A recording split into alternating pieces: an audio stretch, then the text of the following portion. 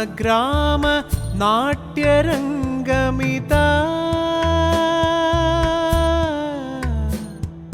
സംഗമഗ്രാമ നാട്യരംഗമിതാ ശതകാർത്ഥ സംഗമം ആഘോഷിപ്പൂ തുംഗശോഭം തുംഗശോഭം സ്വാഗതം സ്വാഗതം സ്വാഗതം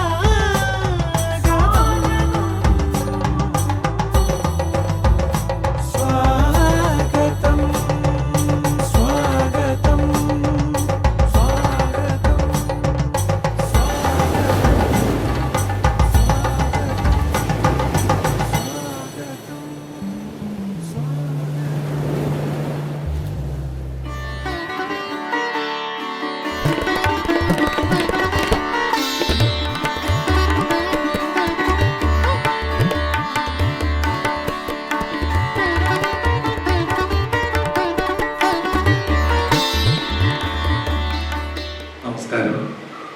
സുവർണത്തിൻ്റെ സമാപനത്തിനോടനുബന്ധിച്ചിട്ടുള്ള 7ാം ദിവസ പരിപാടികളിലേക്ക് നിങ്ങൾക്ക് ഏവർക്കും സ്വാഗതം. ഇന്നിവിടെ ആദ്യത്തെ പ്രഭാഷണം നടക്കുന്നത് സംഗമം ഗ്രാമ സാംസ്കാരിക ഭൂമികയിലെ നാടൻ കലകളെക്കുറിച്ച് ശ്രീ PK ഭരതൻ മാഷാണ് ഇന്നിവിടെ പ്രഭാഷണം നടത്തുന്നത്. നാടൻ കലകളിൽ മാത്രമല്ല, സിനിമ, നാടകം തുടങ്ങി പല മേഖലകളിലും വ്യക്തിമുദ്ര പതിപ്പിച്ച ആളാണ് ഭരതൻ മാഷ്. ഇന്നത്തെ ചടങ്ങുകൾ ഉണ്ണായി വാര്യരുടെ ഛായാചിത്രത്തിന് മുന്നിൽ വിളക്ക് തെളിയിച്ചുകൊണ്ട് തുടങ്ങുന്നതാണ്. ആയതിലേക്ക് ശ്രീ സുരേന്ദ്രൻ ചെമ്പുകാടിനെ സാദരം ക്ഷണിക്കുന്നു.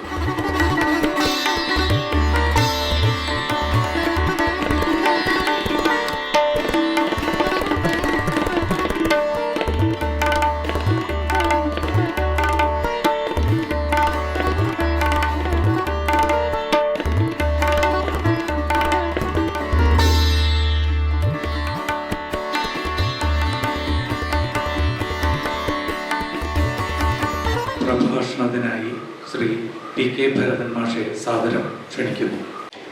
നമസ്കാരം. ഇന്ന് സംഗമ ഗ്രാമഭൂമിയിലെ നാടൻ കലകളെക്കുറിച്ച് സംസാരിക്കാനുള്ള അവസരം കൈവന്നിരിക്കുകയാണ്.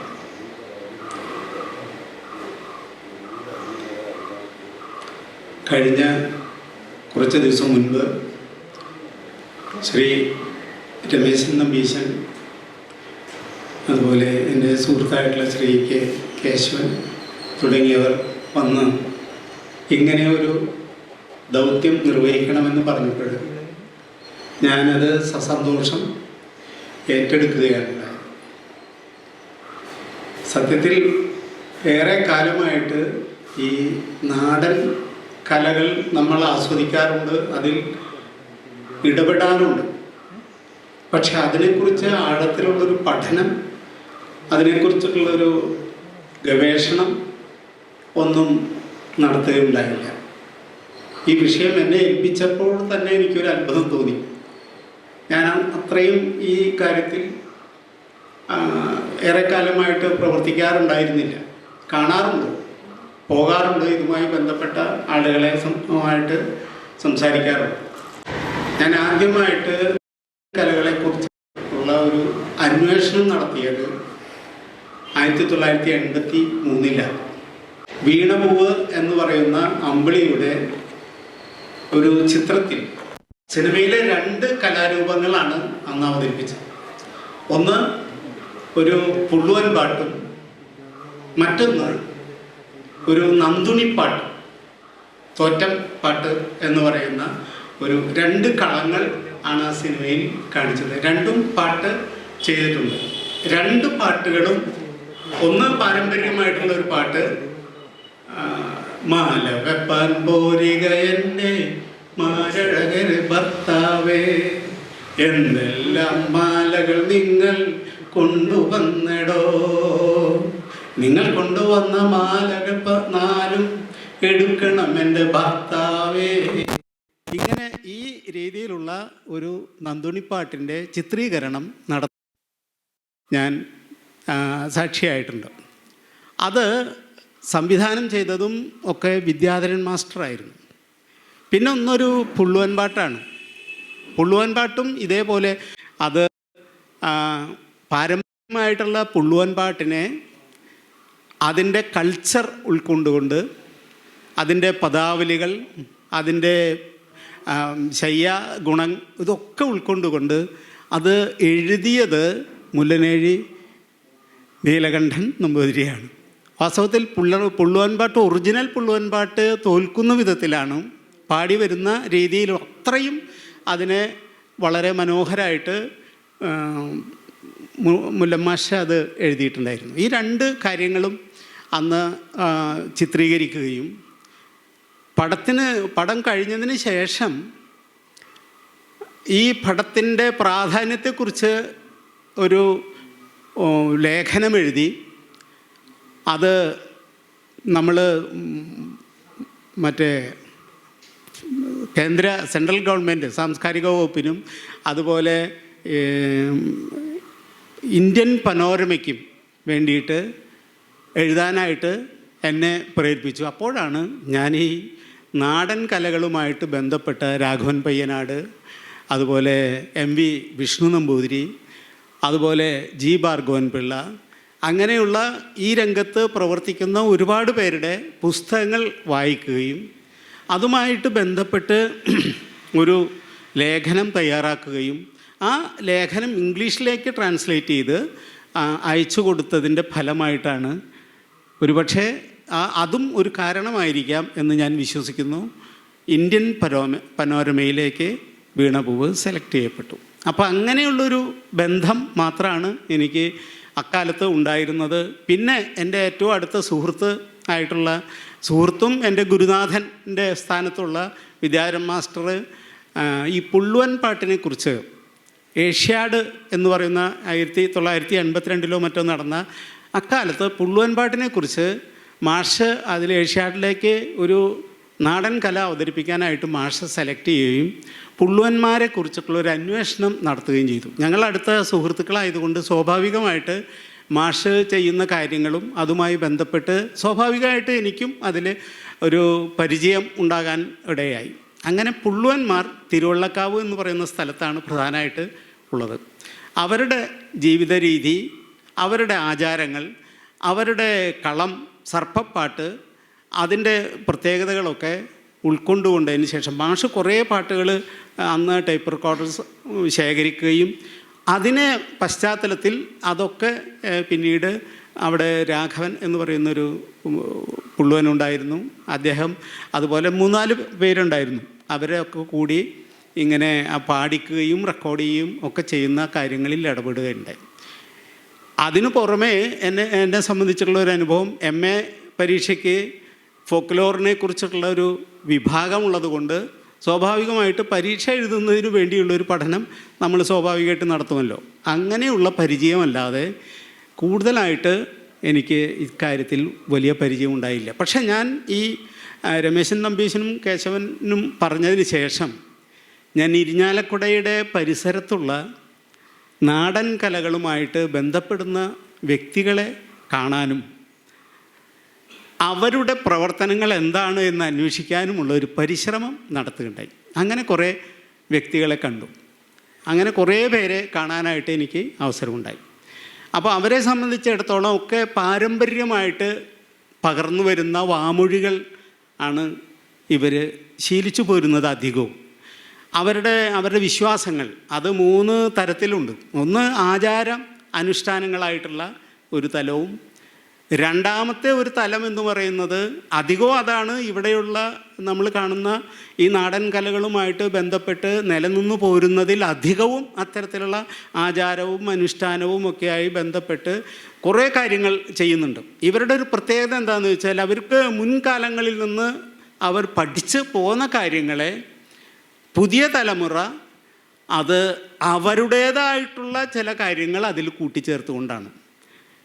ക്ലാസിക്കൽ കലാരൂപങ്ങൾ നമ്മൾ പറയുന്ന കലകളൊക്കെ ഒരു നിശ്ചിതമായ അതിനൊരു സുഘടിതമായ രൂപമുണ്ടായിരിക്കും, അതിനൊരു വ്യാകരണമുണ്ട്, അതിനൊരു സിസ്റ്റമുണ്ട്, അതിനൊരു സയൻറ്റിഫിക് വേ ഉണ്ട്. ആ സ്ഥാനത്ത് ഈ നാടൻ കലാരൂപങ്ങളെ സംബന്ധിച്ചിടത്തോളം അത് ആചരിക്കുന്നവർ, അത് ഉൾക്കൊള്ളുന്നവർ, അതിൽ പ്രവർത്തിക്കുന്നവരൊക്കെ അവരുടേതായിട്ടുള്ള കോൺട്രിബ്യൂഷൻസും കേട്ടു അതിൽ ചേർത്തും. അപ്പോൾ അതുകൊണ്ട് ഇതിനൊരു സ്ഥിരഭാവം എന്ന് പറയുന്നത് കാണാൻ പറ്റില്ല. കാരണം ഈ പുള്ളുവൻ പാട്ട്, അതുപോലെ ഞാൻ പുള്ളുവൻ പാട്ട് പാടുന്ന കമലം എന്ന് പറയുന്ന ഒരു സ്ത്രീയെ കഴിഞ്ഞ ദിവസം ഞാൻ കാണുകയുണ്ടായി. അവർ താമസിക്കുന്നത് മാപ്രാണത്താണ്. അവർ പറയുന്നത് അവരുടെ ഫാമിലി, രാജൻ എന്നാണ് അവരുടെ ആളുടെ പേര്. അവർ സംസാരിച്ചപ്പോൾ ഒരുപാട് കാര്യങ്ങളുണ്ട്. അവർ ഈ പുള്ളുവൻ എന്ന് പറയുന്ന ആ പേര് ഉണ്ടായതിനെക്കുറിച്ച് വരെ അവരുടെ ഉള്ളിൽ ചില സങ്കല്പങ്ങളുണ്ട്.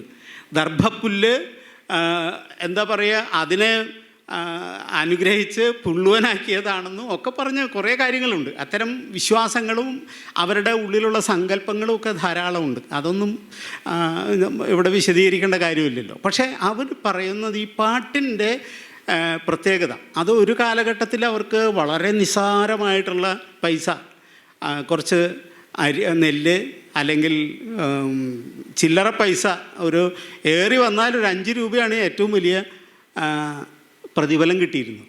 അങ്ങനെ അവരുടെ ഒരു കാലഘട്ടം മുഴുവൻ അവർ പാടി നടന്ന് നാവോറുപാടൽ, ചികിത്സകൾ, മന്ത്രചികിത്സകൾ, ഇങ്ങനെ കുറേ ആചാരങ്ങളുണ്ട്. ഈ ജനകീയമായ ഇടപെടലാണ് ഇതിലധികം.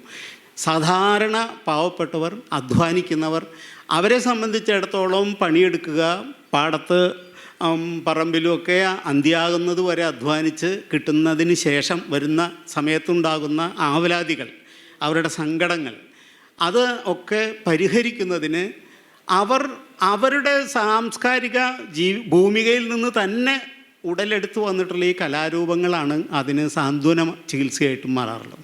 പലപ്പോഴും ഈ പാണന്മാരും അതുപോലെ പുള്ളുവന്മാരും ഒക്കെയുള്ള ആൾക്കാർ അതുപോലെ ഒക്കെ ജാതീയമായ രീതിയിലാണ് ഈ കലകൾ നിലനിന്നതും വളർന്നതും ഒക്കെ ജാതീയമാണ്. മിക്കവാറും ചില ജാതികൾ, ചില പ്രത്യേകിച്ച് ആശാരി, മൂശാരി, കരുവാൻ, തട്ടാൻ എന്നൊക്കെ പറയുന്ന ചില നാട്ടിലൊരു ഗ്രാമമായാൽ ആ ഗ്രാമത്തിൻ്റെ പൂർത്തിക്ക്, അതിൻ്റെ സമ്പൂർണതയ്ക്ക് ഇവരൊക്കെ ഉണ്ടായിരിക്കണം എന്നാണ് സങ്കല്പം.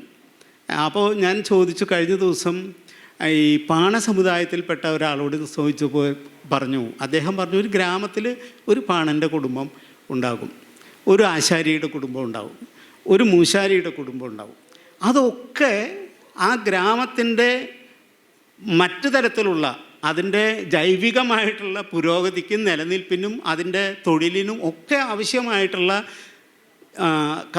ആൾക്കാർ, അവർ പ്രത്യേക ജാതിയിൽപ്പെട്ടവരെ കൊണ്ടുവന്ന് താമസിപ്പിക്കുകയൊന്നുമില്ലെങ്കിൽ, അവിടെ ഇല്ലെങ്കിൽ ആ ഗ്രാമം ഒരു വില്ലേജ് ആകണമെങ്കിൽ ഇതൊക്കെ ഉണ്ടാകണം. അപ്പോഴേ ഗ്രാമം വില്ലേജ് ആവുള്ളൂ എന്ന് ഇവർ സങ്കല്പിക്കുന്നുണ്ട്. ഇവരുടെ ഉള്ളിലുള്ള സങ്കല്പം അങ്ങനെയാണ്. അപ്പോൾ അവർ പറയുന്നത് കല്യാണത്തിന് ആലോചിക്കുമ്പോൾ പോലും ഒരു പാണൻ സമുദായത്തിൽപ്പെട്ട ഒരാൾ വിവാഹം ആലോചിക്കാനായിട്ട് ചെല്ലുമ്പോൾ അവർ ചോദിക്കുന്നൊരു ചോദ്യമുണ്ട്. ദേശം കൊണ്ടു നടക്കാൻ പറ്റുമോ ഈ കുട്ടിക്ക്, ദേശം കൊണ്ടു നടക്കാൻ പറ്റുമോ ഈ കുട്ടിക്ക് എന്ന് ചോദിക്കും. അതിൻ്റെ അർത്ഥം ആ ദേശത്ത് ഉള്ള വീടുകളിൽ തൊഴിലുണർത്തണം, അതുപോലെയുള്ള കാര്യങ്ങളൊക്കെ ചെയ്യാനായിട്ട് അവർക്ക് സാധിക്കണം എന്നാണ് പറയുന്നത്. അപ്പോൾ ദേശം കൊണ്ടു നടക്കുക എന്നുള്ള വലിയൊരു ഉത്തരവാദിത്വത്തോടു കൂടിയാണ് ഒരു വധുവിനെ ഒരു വീട്ടിലേക്ക് കൊണ്ടുവരുന്നത്. ഇങ്ങനെ വളരെ ജീവിതവുമായിട്ട് അഭേദ്യമായി ബന്ധപ്പെട്ട കാര്യങ്ങൾ, ഇതിനൊന്നും ഒരു ലിഖിത സംസ്കാരം, ഒരു ലിഖിത ഭാഷ, അത്തരത്തിലുള്ളൊരു കാര്യം ഇത്തരം കാര്യങ്ങൾക്ക് ഇല്ല. എന്നുള്ളതാണ് പ്രത്യേകത. അപ്പോൾ അത് മിക്കവാറും ഈ നാടൻ കലകൾ അത് വരുന്നത് അത് വാങ്മയത്തിലൂടെ, അല്ലെങ്കിൽ അത് ഓറൽ ട്രഡീഷനാണ് അതിന് വരുന്നത്. ഓറൽ ട്രഡീഷനാണ് മിക്കവാറും അതിൻ്റെ പാരമ്പര്യമായിട്ട് ഇത് കടന്ന് പോരുന്നത്. ഇങ്ങനെ പല വിധത്തിലുള്ള കലകൾ, പല വിധത്തിലുള്ള പ്രത്യേകതകളൊക്കെ അടിസ്ഥാന വർഗത്തിൻ്റെ കലകളായിട്ടാണ് നിന്നിരുന്നത്, അവരുടെ ജീവിതത്തിൻ്റെ വിമുക്തിക്കും ആശ്വാസത്തിനുമൊക്കെ. അപ്പോൾ അത് ഒന്ന് അനുഷ്ഠാനങ്ങളായിട്ട്, മറ്റൊന്ന് രണ്ടാമത് വരുന്ന ഒന്ന് അവരുടെ കർമ്മമണ്ഡലം, അവരുടെ തൊഴിൽ മേഖല ആയിട്ട് ബന്ധപ്പെട്ട ആ തൊഴിലിൻ്റെ ഒരു റിലാക്സേഷന്, തൊഴിലിൻ്റെ കാഠിന്യം കുറയ്ക്കുന്നതിനും ആശ്വാസം കിട്ടുന്നതിനും ഒക്കെ വേണ്ടി ഉള്ള കലകൾ ഉണ്ടാകുന്നുണ്ട്. സ്വാഭാവികമായിട്ട് ഉണ്ടാകുന്ന വായ്ത്താരികളും കലകളും അവരുടെ വിശ്വാസങ്ങളും ഒക്കെ ഉണ്ടാകുന്നുണ്ട്. ഇപ്പോൾ അങ്ങനെ വരുമ്പോഴാണ് നമുക്കറിയാം, കൊയ്ത്ത് പാടത്ത് അവർ കൊയ്ത്തുപാട്ട് ഉണ്ടാക്കുന്നു. നല്ല കഠിനമായിട്ടുള്ള വെയിലത്ത് കഠിനമായിട്ടുള്ള അധ്വാനം ചെയ്യുന്നവർ, അവർ കൊയ്ത്തുപാട്ടുണ്ടാകും, ഞാറ്റ് പാട്ടുകളുണ്ടാകും, അങ്ങനെ കുറേ തരത്തിലുള്ള പാട്ടുകൾ ഉണ്ടായിരിക്കും. അത് കഴിഞ്ഞാൽ ഈ കൊയ്ത്തും ഈ കാർഷിക വിഭവങ്ങളും ഒക്കെ ഉണ്ടാക്കുന്നതിനോടനുബന്ധിച്ചുള്ള കലകൾ അവർക്ക് അത് കൊയ്ത്ത് ഉണ്ടാകുന്ന അവരുടെ സമൃദ്ധിയിലുണ്ടാകുന്ന അവരുടെ സന്തോഷ പ്രകടനങ്ങൾ, ഇതൊക്കെ ഈ അധ്വാനവുമായി ബന്ധപ്പെട്ട രീതിയിൽ നമ്മുടെ ഈ നാടൻ കലകൾ വികസിച്ചു വരുന്നത് നമുക്കറിയാം. വേറെ ഒന്ന് എന്ന് പറയുന്നത്, മൂന്നാമതൊന്ന് എന്ന് നമുക്ക് പറയാനുള്ളത്, അത് വിനോദമായിട്ട് ബന്ധപ്പെട്ടതാണ്. അത് തികച്ചും അവരുടെ ആഹ്ലാദകരമായിട്ടുള്ള ചില പ്രകടനങ്ങൾ ആയിട്ട് ബന്ധപ്പെട്ട് വരുന്ന ചില നാടൻ കലകളുണ്ട്. ഇങ്ങനെ പ്രധാനമായിട്ട് 3 വിഭാഗത്തിലാണ് ഇത്തരം കലകളുള്ളത്. അതിന് ഒരുപാട് കാര്യങ്ങളൊക്കെ ഇതിനെ ഫോക്ക്ലോറിൽ ഉൾപ്പെടുത്തുമ്പോൾ, ഫോക്ക്ലോർ സംസ്കാരത്തിൽ നാടൻ കലകൾ മാത്രമല്ല, ഒരുപാട് ജനകീയമായ കാര്യങ്ങൾ ഫോക്ക്ലോർ എന്ന് പറയുന്ന വിഭാഗത്തിലേക്ക് ഉൾപ്പെടുത്തും. ഇതിന് ഒരു സയൻറ്റിഫിക്കായിട്ടുള്ള പഠനങ്ങൾ വിദേശ രാജ്യങ്ങളിൽ 1846 നടന്നിട്ടുണ്ട്. ആദ്യമായിട്ട് ഫോക്ക്ലോർ എന്നുള്ള ശബ്ദം തന്നെ ഉപയോഗിക്കുന്നത് 1846 അത് അഥീനിയം എന്ന് പറയുന്നൊരു മാഗസിനിലാണ് ആദ്യമായിട്ട് ഫോക്ക്ലോർ എന്നുള്ള ശബ്ദം ഉപയോഗിച്ചിട്ടുള്ളത്. അത് പറയുന്നത്, അത്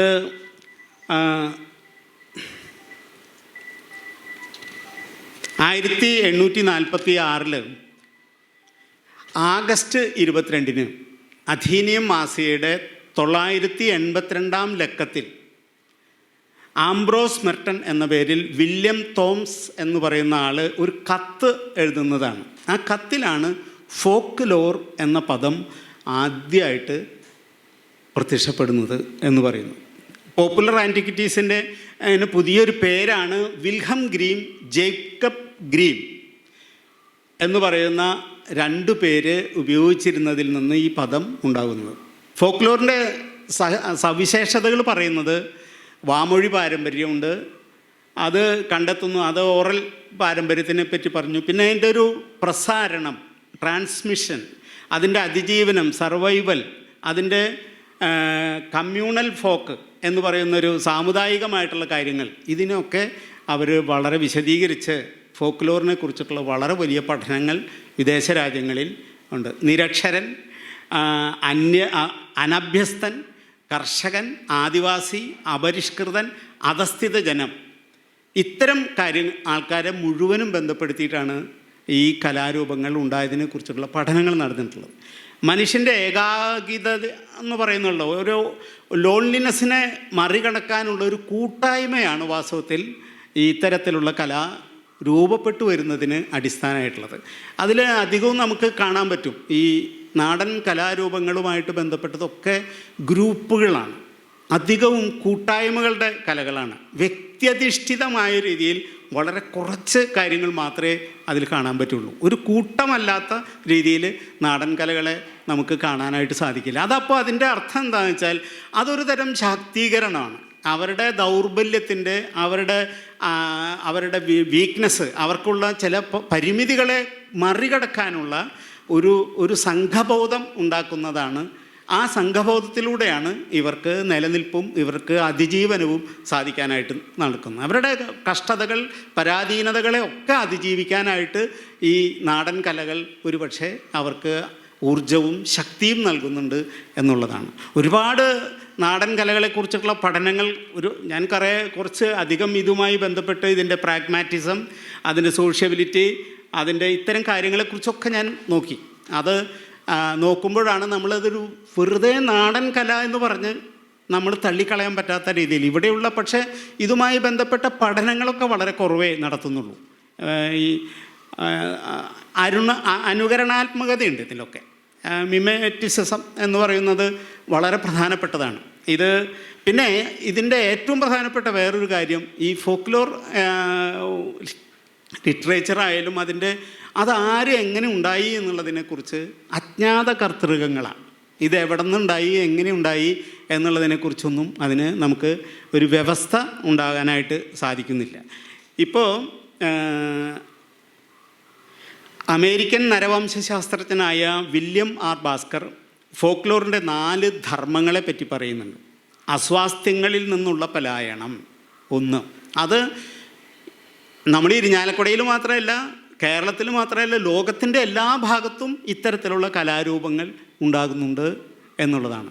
ഏത് രാജ്യം എടുത്താലും അവിടുത്തെ അടിസ്ഥാന വർഗത്തിൻ്റെ, അവിടുത്തെ സാധാരണ ജനങ്ങളുടെ രീതിയിലുണ്ടാകുന്ന ഒരു ഫോർമേഷൻ ഏകദേശമൊക്കെ വലിയ വ്യത്യാസങ്ങളില്ലാത്ത രീതിയിലാണ് ഉണ്ടായി വരുന്നത് എന്ന് നമുക്ക് കാണാൻ സാധിക്കും എന്ന് ഇവർ പറയുന്നുണ്ട്. പിന്നെ സംസ്കാരത്തിനുള്ള സാധൂകരണം, അവരുടെ ജീവിത കൾച്ചർ, അവരുടെ പ്രത്യേകമായിട്ടുള്ള ആ ജീവിതത്തിൻ്റെ അനന്യത കാത്തു സൂക്ഷിക്കാനുള്ള ഒരു വ്യഗ്രത ഇത്തരം കലാരൂപങ്ങളുടെ പ്രചാരണത്തിലൂടെ ഉണ്ടാകുന്നുണ്ട് എന്ന്. പിന്നെ അവർക്ക് കൊടുക്കുന്ന ബോധവൽക്കരണ ക്ഷമത,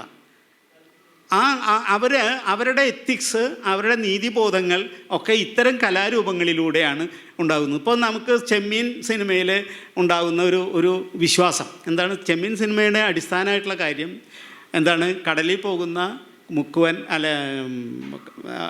മുക്കുവനെ സംബന്ധിച്ചിടത്തോളം കരയിലിരിക്കുന്ന പെണ്ണ് അത് ധാർമ്മികമായിട്ട് ചാരിത്രശുദ്ധി ഇല്ലാതെ ആയിക്കഴിഞ്ഞാൽ അയാൾ പോകും എന്നുള്ള, അയാളുടെ ജീവിതം നഷ്ടപ്പെടും എന്നുള്ള ഒരു വിശ്വാസത്തിൻ്റെ അടിസ്ഥാനത്തിലാണ് ആ ചെമ്മീൻ എന്ന് പറയുന്ന സാഹിത്യ രൂപത്തിന് നമുക്ക് വളരെ വിശദമായിട്ടുള്ള കാര്യം കൊടുക്കുന്നത്. അപ്പോൾ ഇങ്ങനെയുള്ള ഒരുപാട് സംസ്കാരത്തിൻ്റെ സാധൂകരണം, ബോധവൽക്കരണക്ഷമതയും, പിന്നെ പെരുമാറ്റത്തിൻ്റെ സ്ഥിരീകരണം, പെരുമാറ്റ സംഹിത, ഒരാൾ എങ്ങനെയൊക്കെ പെരുമാറണം എന്ന് ഇവരുടെ ഒരു സംസ്കാരത്തിൻ്റെ രീതിയിൽ അതിന് ഒരു വ്യവസ്ഥ ഉണ്ടാക്കുന്ന രീതിയിലുള്ള പാട്ട്, കാര്യങ്ങൾ, കളികൾ, അത് സംഗീതമുണ്ട്. അതിൽ അവരുടെ താളബോധം, ഏറ്റവും കൂടുതൽ താളവും സംഗീതവും ആണ് ഏറ്റവും കൂടുതൽ ഇവരിൽ ഉണ്ടായി വരുന്നത്. അത് രണ്ടും നമുക്ക് കാണാനായിട്ട് സാധിക്കും. ഇത്തരം കാര്യങ്ങൾ ഇവിടെ ധാരാളം നമുക്ക് പറയാൻ നാടൻ സാഹിത്യത്തിൽ പറയുന്ന 2-3 കാര്യങ്ങൾ ഏതൊക്കെ വിഭാഗങ്ങളിലാണ് ഇത് വരുന്നത് എന്നുള്ളതിനെക്കുറിച്ച്, ഇത് സാധാരണയായിട്ട് ഗ്രാമീണ വിശ്വാസങ്ങൾ, ആചാരങ്ങൾ, ഉപചാരങ്ങൾ, ആരാധന, പുരാതന സങ്കല്പം, ഐതിഹ്യം, മിത്തുകൾ, ആഭിചാരക്രിയകൾ, കൂടോത്രം, മന്ത്രവാദം, ഇതൊക്കെ ഇതിൻ്റെ ഈ കലാരൂപങ്ങളുടെ, ഈ നാടൻ കലകൾ എന്നുള്ളതിൻ്റെ പിന്നിലുണ്ട്. അതുപോലെ ഉത്സവാഘോഷങ്ങൾ പറഞ്ഞു, നാടൻ കലകൾ, നാടൻ പാട്ടുകൾ, നാടോടി കഥാഗാനങ്ങൾ, നാടകങ്ങൾ. ഇപ്പോൾ നമുക്ക് നാടോടി നാടകങ്ങൾ എന്ന് പറഞ്ഞാൽ പൊറവാട്ട് നാടകമൊക്കെ ഉണ്ട്. അതൊക്കെ നമുക്കറിയാം. ഓരോ പ്രദേശത്ത് ചില പ്രത്യേക രീതിയിൽ ഉണ്ടാകുന്ന കുറത്തിയാട്ടം തുടങ്ങിയ കുറേ കാര്യങ്ങളുണ്ട്. ചിത്രകലാവിരുതുകൾ, അതിൽ ഈ കളം ഉണ്ടാക്കുന്നതിൻ്റെയും അതുപോലെ ഒരുപാട് വളരെ അത്ഭുതകരമായിട്ടുള്ള വർണ്ണ വിസ്മയങ്ങളാണ് പലയിടത്തും കാണുന്നത്. ഇപ്പോൾ കേരള സംഗീത നാടക അക്കാദമിയുടെ റിസർച്ച് വിങ് എന്ന് പറയുന്നത് സത്യപാൽ സെക്രട്ടറി ആയിരുന്ന കാലത്ത് ഒരു വലിയ ദൗത്യം നടത്തുകയുണ്ടായി. ഒരു 64 ദിവസം മറ്റോ നീണ്ടു നിന്ന കളങ്ങൾ, ഓരോ പ്രദേശത്തെയും കളം, പലതരത്തിലുള്ള കളങ്ങൾ, ദേവിയുടെ കുറേ മൂർത്തികളുടെ ഓരോ വിശ്വാസം അനുസരിച്ചുള്ള എത്രയോ കളങ്ങൾ കംപ്ലീറ്റ് സാഹിത്യ അക്കാദമിയിൽ കൊണ്ടുവന്ന് നടത്തി. അത് വളരെ വലിയ ഒരു തുക, നമ്മൾ സങ്കല്പിക്കാത്ത അത്രയും പണം ചെലവഴിച്ചിട്ട് അത് വരയ്ക്കുകയും അതിനനുസരിച്ച് അത് വരയ്ക്കുക മാത്രമല്ല അതിനെയൊക്കെ ഡോക്യുമെൻ്റ് ചെയ്യുകയും അത് ചിത്രങ്ങളാക്കി വലിയ രീതിയിൽ ഇപ്പോൾ അത് ലോക എന്താ പറയുക ആ രീതിയിൽ ഒരു വിശിഷ്ട ഗ്രന്ഥമായിട്ട് പ്രസിദ്ധീകരിക്കുകയും ചെയ്തിട്ടുണ്ട്. അപ്പോൾ ഈ ഇത്തരത്തിലുള്ള ചിത്രകലയായിട്ട് ബന്ധപ്പെട്ട് നേരത്തെ പറഞ്ഞു, ഈ പുള്ളുവന്മാരുടെ ഉണ്ട്, നമ്മൾ വേല സമുദായം അല്ലെങ്കിൽ മണ്ണാൻ സമുദായത്തിൽപ്പെട്ടവർ കളം, തോറ്റമ്പാട്ട് തുടങ്ങിയതൊക്കെ സമയം പറയണം കേട്ടോ.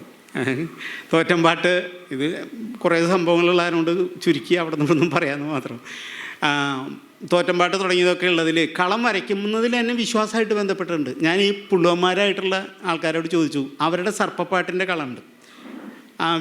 ചിത്രം വളരെ മനോഹരമായിട്ടുള്ള വർണ്ണങ്ങളിൽ, അതിൽ തക്ഷകൻ കദ്രുപെറ്റുണ്ടായ മക്കൾ, അവർ അനന്തൻ, തക്ഷകൻ തുടങ്ങിയ സർപ്പങ്ങളുടെ മുഴുവൻ സർപ്പലോകം എന്ന് പറയുന്ന ഈ ലോകത്തെ സംരക്ഷിക്കുന്നതിന് വേണ്ടി ഉള്ള ഒന്നായിട്ടാണ് പറയുന്നത്. ദുഷ്ടസർപ്പങ്ങളൊക്കെ വേറെ ആയാലും ലോകത്തിൻ്റെ സംരക്ഷകരായിട്ട് അവർ വലിയ വിശ്വാസങ്ങളൊക്കെയാണ് അതിനെപ്പറ്റി സംസാരിക്കുന്നത്. അപ്പോൾ അതിൽ പറയുന്ന അങ്ങനെയാണ്. അപ്പോൾ അതിൽ വരയ്ക്കുന്ന കളത്തിന് നിറം പഞ്ചവർണ്ണങ്ങളാണ്, ഒക്കെ ജൈവികമായിട്ടുള്ളത്, നാച്ചുറലായിട്ടുള്ള കളേഴ്സാണ് ഉപയോഗിക്കുന്നവർ.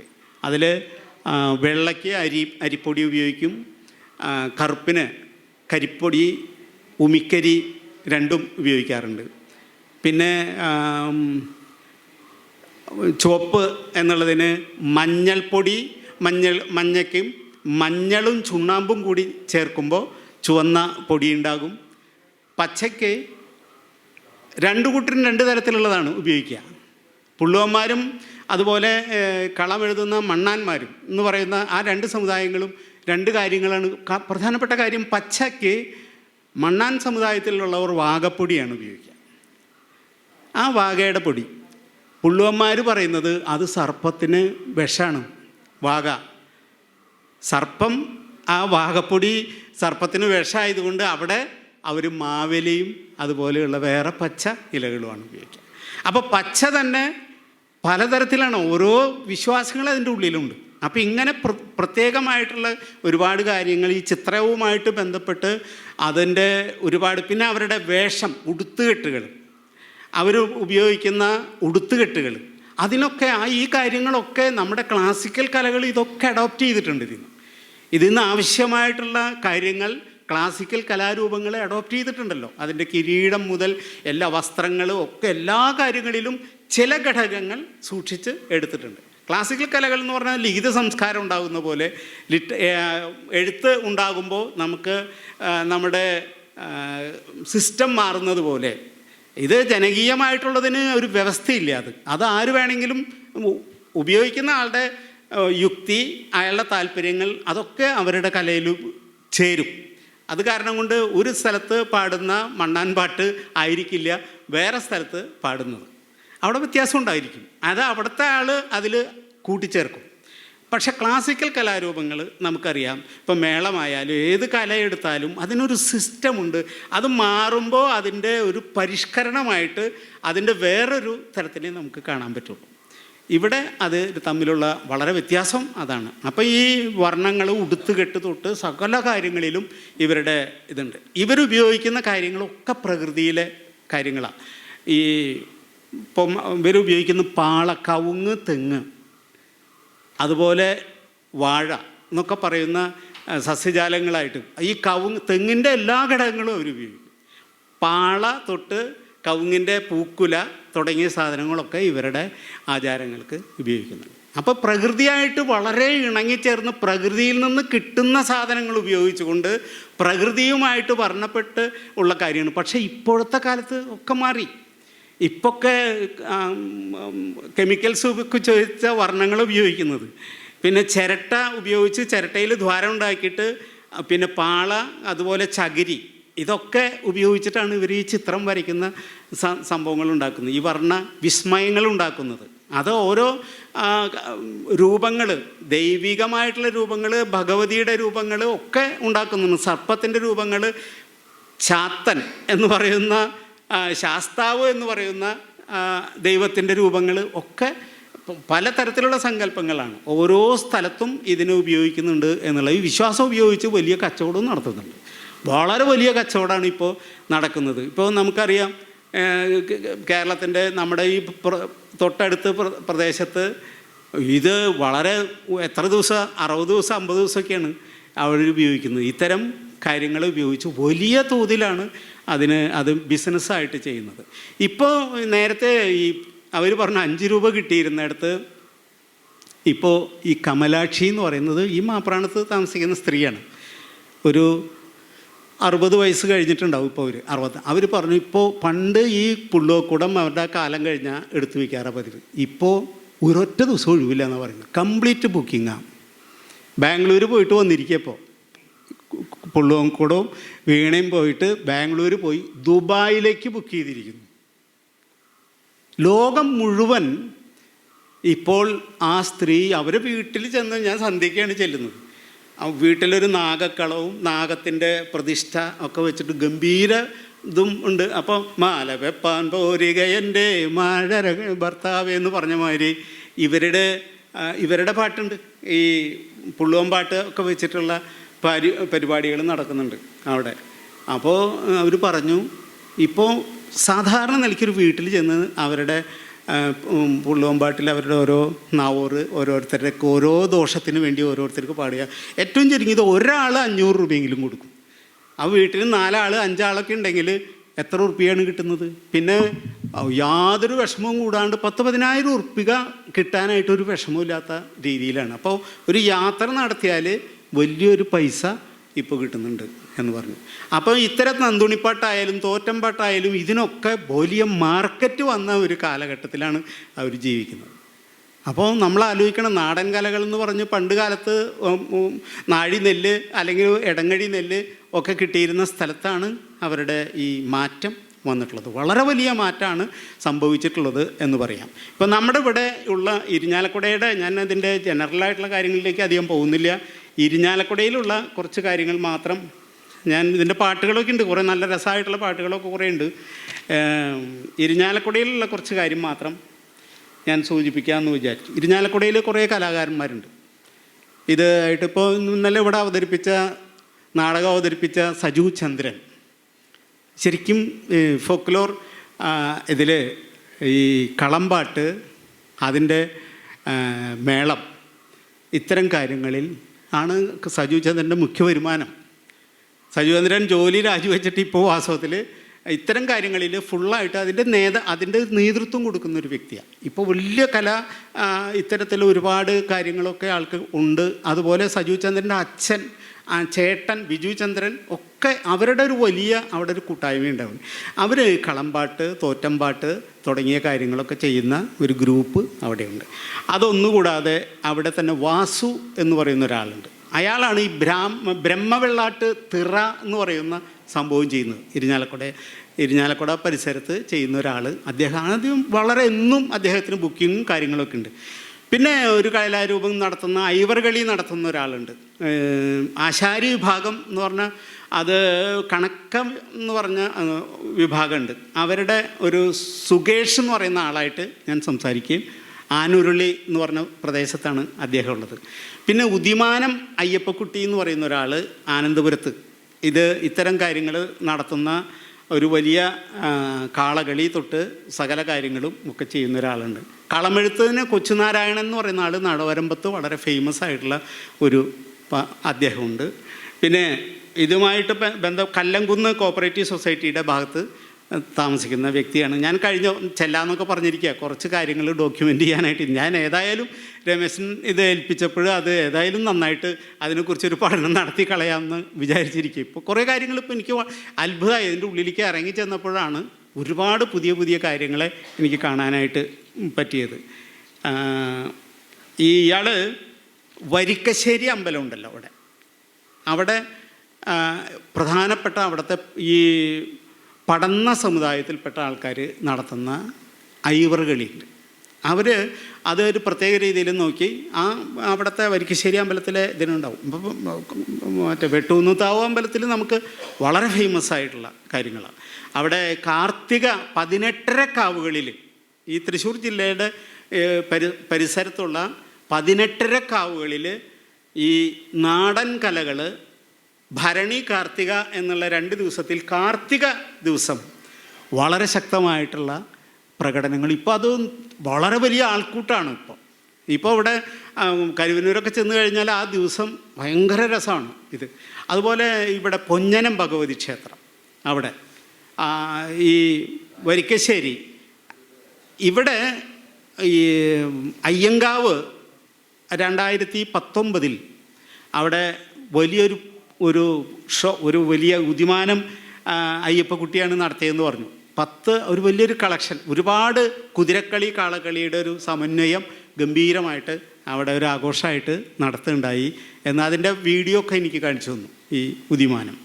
അപ്പോൾ ഇങ്ങനെ കുറേ കലകൾ ഇവിടെ ഈ പ്രദേശത്തുണ്ട്. ഞാൻ ഇവിടെ അടുത്ത് ഉള്ള ചില ഇതിനെക്കുറിച്ച് മാത്രം ഇതിൽ സംസാരിക്കാമെന്ന് വിചാരിക്കുന്നു. ഇതിൻ്റെ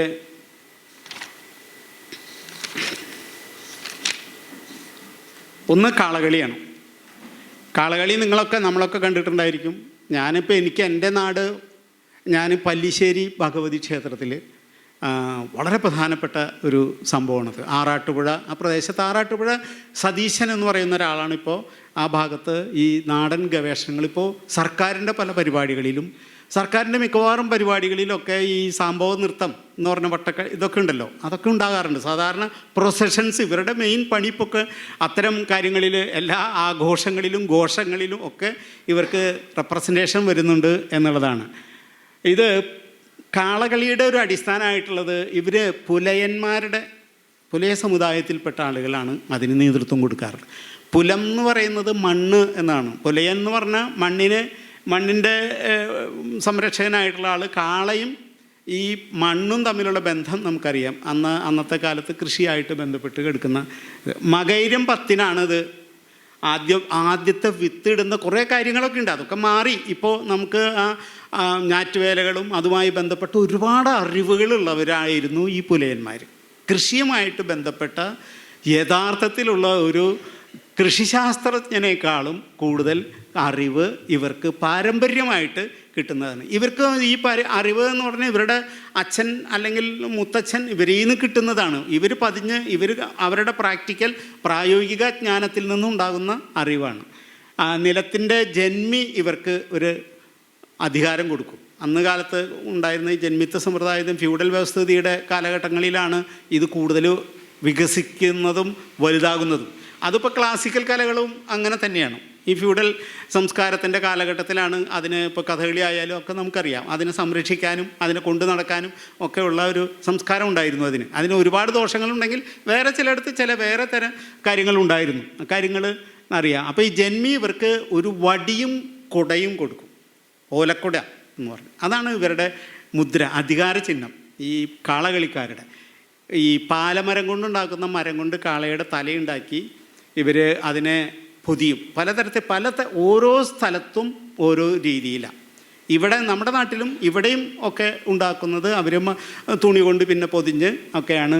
അത് 2 പേര് കൊണ്ടുവന്ന് അതിൻ്റെ ഒരുപാട് കാര്യമുണ്ട്. കുറുമാലിക്കാവിൽ വളരെ പ്രധാനമാണ്. നമ്മുടെ അടുത്തുള്ള കുറുമാലിക്കാവുണ്ട്. അവിടെ ചെണ്ട, ഇലത്താളം, ഈ അറ്റം വളഞ്ഞ വാള്, ഒറ്റ കൈച്ചിലമ്പ്, അരമണി, കുത്തുവിളക്ക്, വെള്ളമുണ്ടെടുത്ത് അതിന്മേൽ പട്ടുടുത്തിട്ട് ഒരു കോമരവും ഇതിൻ്റെ കൂട്ടത്തിലുണ്ടാവും. മുടിയാട്ടം, സ്ത്രീകൾ മുടി ആടുന്ന അവരും കൂടെ ഉണ്ടാകാറുണ്ട്. ഈ കാളകളിയുടെ കാർഷിക വൃത്തിയായിട്ട് ബന്ധപ്പെട്ട ഒരുപാട് കാര്യങ്ങൾ. അതിൻ്റെ പാട്ട് വളരെ രസമുള്ള പാട്ടാണ്. ഞാനിങ്ങനെ കേൾക്കാറുണ്ട്. ഞാൻ എൻ്റെ ചെറുപ്പത്തിലൊക്കെ ഇവിടെ ഇത് പാടുന്നത് അവരുടെ കൂടെയൊക്കെ നടന്ന് ആ പാട്ട് മുഴുവൻ ചൊല്ലാറുള്ള ആളായിരുന്നു ഒരു കാലഘട്ടത്തിലൊക്കെ. തെക്കൻ പ്രദേശങ്ങളിലും വടക്കൻ പ്രദേശങ്ങളിലും ഇത്തരം ഇതുണ്ട്. കാളകളി നടത്തിയാലുള്ള കാര്യം എന്താണെന്നറിയോ? ഒരു വീട്ടിൽ കാളകളി നടത്തിയാൽ സന്താനലാഭം ഉണ്ടാകും എന്നൊരു വിശ്വാസം ഇവർ പ്രചരിപ്പിക്കാറുമുണ്ട്. അപ്പോൾ വള്ളുവനാടൻ ദേശങ്ങളിലും വൈക്കോലും തുണിയും കൊണ്ടാണ് ഉണ്ടാക്കുക കാളരൂപം. കവുങ്ങിൻ പാളയും തുണിയും ഉപയോഗിച്ച് കാളരൂപം ഉണ്ടാക്കുന്ന കാര്യമുണ്ട്. പിന്നെ സാംഭവ നൃത്തം, അത് നമുക്ക് ഇവിടെ സാധാരണ കാണാം. ഇവിടെ നമ്മുടെ ഈ ഉദിമാനം ഒക്കെ ചെയ്യുന്നത്. ഇപ്പോൾ ഈ കഴിഞ്ഞ ദിവസം വർണ്ണക്കുടയുടെ ഉള്ളിലും വളരെ ഗംഭീരമായിട്ട് ഇതവിടെ നടത്തുന്നുണ്ടായി. വർണ്ണക്കുട പറയൂപെറ്റ പന്തിരൂലത്തിൻ്റെ പാക്കനാരുടെ പിന്മുറക്കാരാണ് ഈ സംഭവ നൃത്തത്തിൻ്റെ. ദാരികവധാണ് അതിലെ മുഖ്യമായിട്ടുള്ള വിഷയം, നൃത്തവിഷയം. അത് ഭദ്രകാളിയെ പരമശിവൻ ഭൂമിയിലേക്ക് അയക്കുന്നു. ആദ്യം കുടിയിരുത്തുന്നത് പറയർ നെയ്ത വെള്ളപ്പനമ്പിലാണ്. അവരുടെ വിശ്വാസം അനുസരിച്ചുള്ള കാര്യങ്ങളാണ്. ദാരികവധം നടത്തുന്ന കാളി ദാരിക രക്തം ഭൂമി തൊടാതെ കുടിച്ച് തീർക്കുന്നു വേതാളം. ഈ കഥാപാത്രങ്ങൾ അതിലുണ്ട്. വേതാളത്തിന് കാണാം കാളി എന്ന ഭൂതഗണങ്ങൾ, കാളിയും ഭൂതഗണങ്ങളും ഉണ്ടാവും. ദാരികനും കാളിയും ഒരുമിച്ച് ഇറങ്ങില്ല. അത് ചിലയിടങ്ങളിൽ കാളിയും കൂളിയും ആയിരിക്കും ഇറങ്ങുക. ഇവരുടെ ഈ കഥാപാത്രങ്ങളെക്കുറിച്ചുള്ള ചെറിയൊരു കാര്യത്തിന് വേണ്ടിയിട്ട് ഞാനിത് പറയുന്നത്. കാളിക്ക് ചുവപ്പ് കരയിട്ട വെള്ളപ്പാവാടയും ചുവപ്പ് കച്ച, ഓട്ടുകൊണ്ടുള്ള കാൽച്ചിലമ്പ്, മാർത്താലി ഉണ്ടായിരിക്കും, വളഞ്ഞ വാൾ, കുരുത്തോല, വട്ടമുടി. ദാരികന് മുള കൊണ്ടുള്ള കൂർത്ത കിരീടം, ദാരികൻ അതായിരിക്കും ഉണ്ടാകുക. കൈച്ചിലമ്പ് ഉണ്ടാവും. കൈച്ചിലമ്പ്, അരമണി, നേർചുറ്റിക, മരം കൊണ്ടുള്ള വാളും കിരീടവും ഒക്കെയാണ് അവർക്കുണ്ടാകുക. അരയിൽ കെട്ടിയിടുന്ന മരം, ഈ കൊട്ടുന്ന മരം എന്നാണ് അതിനെപ്പറ്റി പറയുക. വീക്ക് ചെണ്ട, കുറുങ്കുഴൽ. കാളിക്ക് കരിക്കും, വേതാളത്തിന് കള്ളുമാണ് സാധാരണ കൊടുക്കുക. ഇതിൽ സാധാരണ കാളിക്ക് കരിക്ക് കൊടുക്കും, വേതാളത്തിന് കള്ളും കൊടുക്കും. ഇത് ഈ കുട്ട, മുറം, പനമ്പൊക്കെ ചെയ്യുന്ന കുലത്തൊഴിലാണ് ഇവർ ചെയ്യാറുള്ളത്. ഇത് സംഭവ നൃത്തത്തിൻ്റെ എന്ന് പറയും.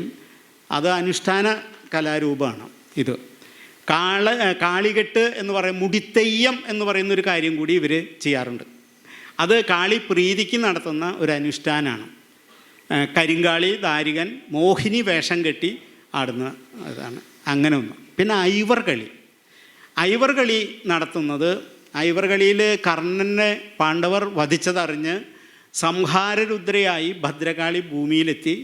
ദേവി എത്തും മുമ്പ് ശ്രീകൃഷ്ണൻ സന്ധ്യാദീപം എടുത്ത് നടുക്ക് വെച്ച് പാണ്ഡവരെ ചുറ്റും നിർത്തി ദേവിസ്തുതി പാടി കളിപ്പിച്ചു എന്നാണ് പറയുന്നത്. കളിയുടെ ലഹരിയിൽ ദേവി വന്ന കോപം മറന്ന് പിന്നെ ഇവരെ അനുഗ്രഹിച്ച് സന്തുഷ്ടിയായിട്ട് തിരിച്ചു പോയി എന്നുള്ളതാണ് ഈ ഐവർ കളിയുടെ ഒരു പുരാവൃത്തം. അതിൻ്റെ ഒരു മിത്ത് അങ്ങനെയാണ് പറയുന്നത്. അനുഗ്രഹിച്ച് തിരിച്ചു പോയി എന്നാണ് പറയുന്നത്. പാണ്ഡവർ കളിച്ച കളി എന്ന് പറയുന്നുണ്ട് ഐവർ കളിയെക്കുറിച്ച്. അത് കൂടാതെ ശരിക്കും പറയുന്നത് ഇപ്പോൾ 5 സമുദായങ്ങൾ ആണ് ഈ കളിയുടെ അവകാശി. ഇപ്പം ഇവിടെ പല്ലിശ്ശേരിയിലുണ്ട്, ഇവിടെ ഏതോ ഇവിടെയും കളിക്കാറുണ്ട്, നേരത്തെ പറഞ്ഞ സ്ഥലത്തൊക്കെ കളിക്കാറുണ്ട്. ഇത് ഈ കളിയുടെ അവകാശികൾ പടന്ന സമുദായക്കാർ മാത്രം കളിക്കുന്നുണ്ട്. ഞാൻ നേരത്തെ സുകേഷ് എന്ന് പറയുന്ന ഇരിഞ്ഞാലക്കുടയിലുള്ള ആൾ എന്നെ വിളിച്ചപ്പോൾ പറഞ്ഞു, ആൾ വേറെ ഓട്ടോറിക്ഷ ഓടിക്കുന്ന പണിയൊക്കെ ഉണ്ട് വേറെ. അതിനിടയിൽ ഇത് വളരെ ഇതായിട്ടാണ് പറയുന്നത്. അദ്ദേഹം പടന്ന സമുദായത്തിൻ്റെ ഇതാണ്. ആശാരി, മൂശാരി, കരുവാൻ, തട്ടാൻ, ഇങ്ങനെ പടന്ന ഇത്തരം ആളുകളാണ്. ഈഴവരും അതിൽ കളിക്കാറുള്ളത്. ഈഴവരും ഉണ്ട് ഇതിൽ. ഇങ്ങനെ അവർണ സമുദായങ്ങൾ, പിന്നോക്ക സമുദായങ്ങളിൽ പെട്ട ആളുകളാണ് ഐവർ കളിയുടെ പ്രധാനപ്പെട്ട കളി.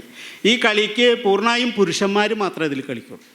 മറ്റുള്ള കളികളിലൊക്കെ സ്ത്രീകളുടെ പ്രാതിനിധ്യം ഉണ്ടെങ്കിലും വെള്ളമുണ്ട്, വേറെ വേഷഭൂഷാദികളൊന്നുമില്ല. ഇവർ വട്ടക്കളി, പരിചക്കളി, കോൽക്കളിയും ഇതിനോട് കൂടി ചേർന്ന് 3 തരത്തിൽ കളിക്കാറുണ്ടെന്നു. വാദ്യഘോഷങ്ങളോ മുഖത്തെഴുത്തോ ഒന്നുമില്ല. മെയ്വഴക്കാണ് ഇതിൻ്റെ പ്രധാനമായിട്ടുള്ള കാര്യം. ഭദ്രകാളിയെ തൃപ്തിപ്പെടുത്താൻ പാണ്ഡവർ പാടി കളിച്ച കളിയാണ് എന്ന് പറയുന്നു. കമ്മാളർ മാത്രമല്ല, കണിയാൻ, വേട്ടുവൻ, ചെറുമൻ, ഈഴവർ തുടങ്ങിയവരും തിരുവനന്തപുരത്ത് നായന്മാരും ഈ കളിയിൽ പങ്കെടുക്കാറുണ്ട് എന്ന് പറഞ്ഞു. തിരുവനന്തപുരം ഭാഗത്ത് കുറത്തിയാട്ടം നമ്മൾ കളിക്കാറുണ്ട്. അത് കാക്കാരശ്ശി നാടകം, പൊറാട്ട് നാടകം പോലെ തന്നെ തൃശ്ശൂർ പൂരപ്പറമ്പിൽ വെച്ച് കൂട്ടം പിരിയുന്ന കുറവനും കുറത്തിയും. ഇവിടെ ഈ പ്രദേശങ്ങളിൽ ഒക്കെ അതാണ് കഥ അധികം വരിക. അത് ഹാസ്യം അന്തർധാരയായിട്ട് നാടകീയത കലർത്തിക്കൊണ്ട് അതിൽ നാട്ടുപ്രമാണിയായിട്ടുള്ളൊരു വൃദ്ധനുണ്ടാകും കഥാപാത്രം, കുറവനും കുറത്തിയും. ചിലയിടങ്ങളിൽ കള്ള് ഷാപ്പുകാരനും അതിലൊരു വേഷക്കാരനായിട്ട് വരാറുണ്ട്. കുറവന് കുറത്തിയെ സംശയമാണ് ഭയങ്കര. അതാണ് 17-ാം നൂറ്റാണ്ടിൽ പാണ്ഡ്യനാട്ടിൽ നിന്നും തുണിക്കച്ചവടം ആയി വന്ന കാക്കാലക്കുറവന്മാരാണ് കുറത്തിയാട്ടത്തിൻ്റെ പൈതൃകം പറയുന്നത്. കൈനോട്ടവും അവർ ചെയ്യാറുണ്ട്. മദ്ദളം, കൈമണി, വാദ്യോപകരണങ്ങൾ, പിന്നെ പിൻപാട്ടുണ്ടാവും. അതാണ് മദ്ദളം കൈമണിയാണ് വാദ്യം പ്രധാനമായിട്ട്. പിൻപാട്ടുകാരുണ്ടാവും. സ്ത്രീ വേഷം പുരുഷന്മാർ കെട്ടി ആടാറുണ്ട്. സംഗീതപ്രധാനമായിട്ടുള്ളൊരു ദൃശ്യകലയാണത്. തെക്കൻ കുറത്തിയാട്ടം, വടക്കൻ കുറത്തിയാട്ടം.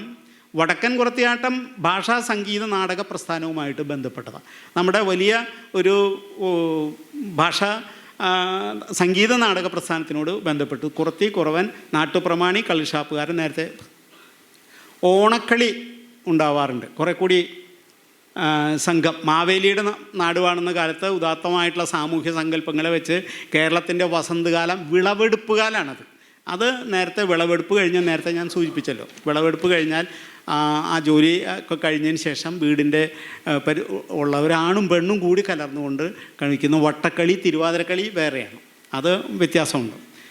മലവാഴിയാട്ടം എന്ന് പറയുന്നൊരു സംഭവമുണ്ട്. സാംബവ സമുദായത്തിൻ്റെ അനുഷ്ഠാന കലാരൂപമാണ്. കല്ലടിക്കോലൻ മല പൊട്ടിപ്പുറപ്പെട്ടു വന്ന 36 മലദൈവങ്ങളിൽ ഒന്ന് മലവാഴി ആണ് എന്ന് പറയുന്നു. മലകളും താഴ്വരകളും തെണ്ടി ജീവിക്കാൻ സൂര്യഭഗവാൻ വരം കൊടുത്തു എന്നാണ് പറയുന്നത്. കുട്ടാടൻപാടത്തെ പുലയസ്ത്രീയിൽ നിന്നും ധാന്യം മേടിച്ച്, കൊങ്ങൻചെട്ടിയിൽ നിന്നും കാളകളെ മേടിച്ച് അതിനുശേഷം നടത്തിയ യാത്രകളുടെ കഥയാണ് ഇവർ പാടുന്നത്. ഇരിക്കാൻ ഇടം ആരും കൊടുത്തില്ല. കല്ലടത്തൂർ ഭഗവതിയാണ് ഒരു ഒടുവിൽ ഇടം തന്നത് എന്ന് ഇവർ കരിനീലി, ചെറുനീലി എന്നീ വേഷങ്ങൾ, മാണി എന്ന ഒരു പുരുഷവേഷവും ഇതിലുണ്ടാകാറുണ്ട്. ഇതാണ് വെങ്കലം ഉണ്ടല്ലോ, ഈ അതിലുണ്ടാക്കിയിട്ടുള്ള മുല ഉണ്ട്. ചന്ദ്രക്കല, ആഭരണങ്ങൾ, ചുട്ടികൾ, ചമയങ്ങൾ ഒക്കെയാണ് വേഷത്തിലെ ആഭരണങ്ങൾ ഉണ്ടാവുക. പത്മമിട്ട് രുധിരക്കളം വരച്ച് തോറ്റം പാടിയാണ് മലവാഴിയാട്ടം നടത്തുന്നത്. കാർളം പഞ്ചായത്തിൽ ഇത് നടത്താറുള്ളത് NV രാമകൃഷ്ണൻ എന്ന് പറയുന്ന ഒരാൾ കാർളം പഞ്ചായത്തിൽ ഈ കല നടത്താറുണ്ട്. തുയിലെഴുത്തുപാട്ട് ഞാനിപ്പോൾ മാപ്രാണത്ത് തന്നെയുണ്ട്. വളരെ ഫേമസ് ആയിട്ടുള്ളപ്പോൾ നാടൻ പാട്ടുകൾ എഴുതുന്ന മാപ്രാണം ഉണ്ണികൃഷ്ണൻ, സുരേഷ്, അവരുടെ അച്ഛൻ വേലായുധൻ ഒക്കെയാണ് ഇത് നടത്തിയിരുന്നത്. ഈ തുയിലെഴുത്തുപാട്ട് മനോഹരം. ഇവിടെ നമ്മുടെ കൂടൽമാണിക്യം ക്ഷേത്രത്തിൽ അപ്പു എന്ന് പറയുന്ന നാദസ്വരം വായിച്ചിരുന്ന ഒരാളുണ്ടായിരുന്നു. ഈ ഇവിടെയുള്ളത് നമ്മുടെ തൊട്ടടുത്ത് ഇവിടെ എന്താണ് ആ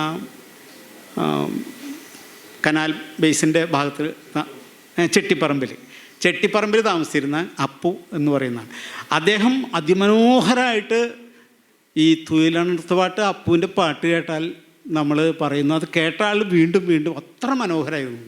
അദ്ദേഹം പിന്നെ ഇവിടെ നാഗസ്വരം ഇവിടെ അടിയന്തരക്കാരനായിട്ട് ചെയ്തിരുന്നു. അദ്ദേഹത്തിൻ്റെ പാരമ്പര്യമുള്ള ആൾക്കാർ പലരും വേറെ പല ജോലികൾക്കും പോവുക കാരണം കൊണ്ട് അത് വ്യത്യാസപ്പെട്ടു. ഞാൻ കൂടുതലായിട്ട് ആളെ കാണാനോ അവരുടെ ഫാമിലി പോകാനോ എനിക്ക് പറ്റിയിട്ടില്ല.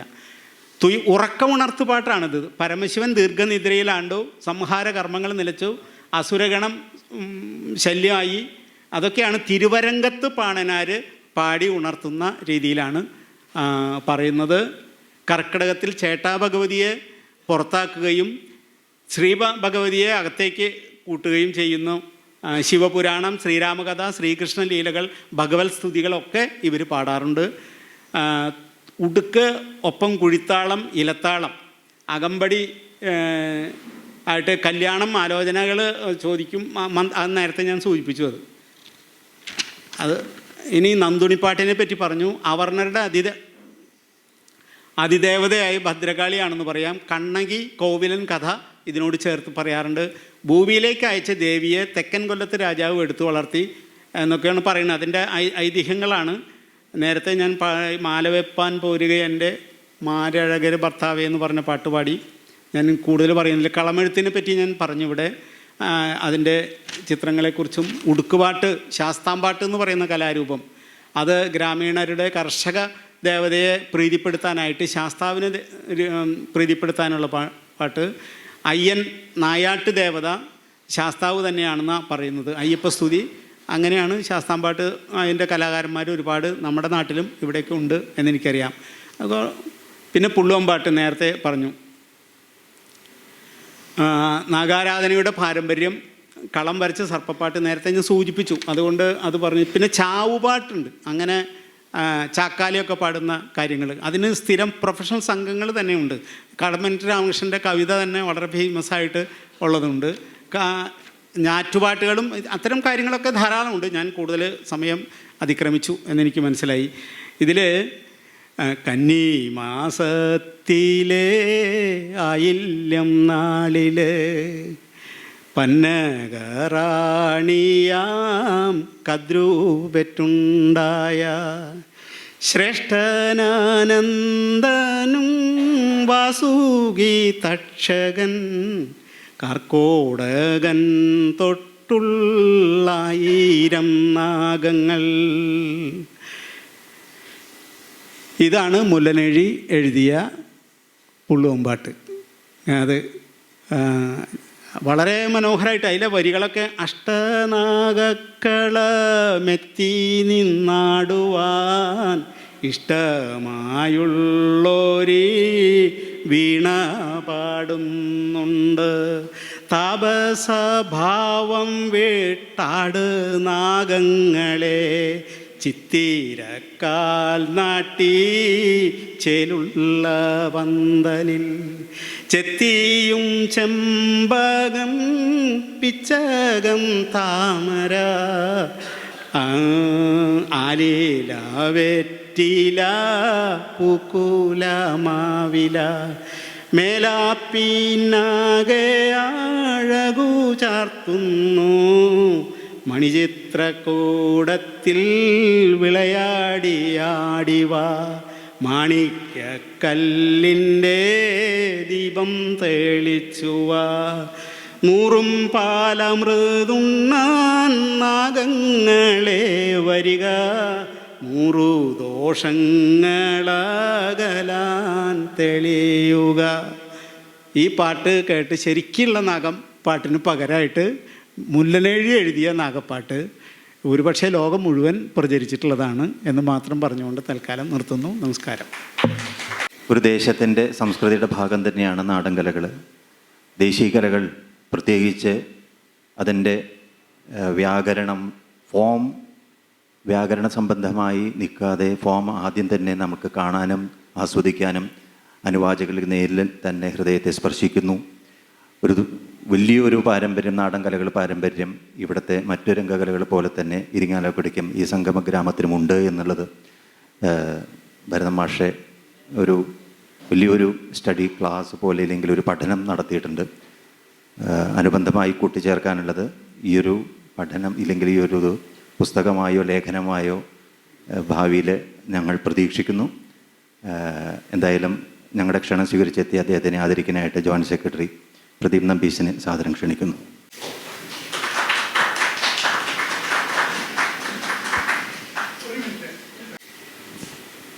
പക്ഷേ മുല്ലനഴിയുടെ രചനകളിൽ ആ ഒരു സിനിമയിൽ വീണപൂവ് എന്ന് പറഞ്ഞിട്ട് സിനിമയാണ്, അമ്പിളി സംവിധാനം ചെയ്തിട്ടുള്ള വീണപൂവിൽ ആണ് വിദ്യാധരൻ മാഷ് ആ പാട്ട് ഇതിലേക്ക് ചേർത്തിട്ടുള്ളത്. ഒന്ന് പാടിയത് ആയിരം നാഗങ്ങളെ എന്ന വരികളൊക്കെ പാടിയത് ജൻസിയും യേശുദാസും കൂടിയാണ്.